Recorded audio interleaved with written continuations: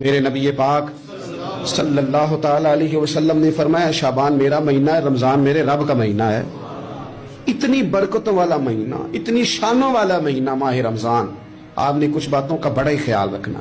ایک تو آپ نے کوشش کرنی ہے نمازیں ذوق کے ساتھ پڑھی جائیں، یعنی ایک ہے کہ اوہ ٹانگیں نہیں اٹھ رہی اب تراویح کا ٹائم، نہ اس میں کجی ہے، اس میں تھوڑا سا نا ذوق کی کمزوری ہے۔ اٹھنا ہے تو شوق سے اٹھنا ہے، بھاگ کے اٹھنا ہے۔ ذوق کی کمزوری ہے، اٹھنا ہے تو شوق سے اٹھنا ہے، بھاگ کے اٹھنا ہے۔ آپ نے مسجد کے ساتھ دلچسپی پیدا کرنی ہے، کوشش کرنی ہے مسجد کی صفائی بھی رمضان میں ہمارے ہی سے ہی آئے۔ اپنے علاقوں کی مساجد کی صفائی، نماز شوق سے پڑھنی ہے، شوق سے۔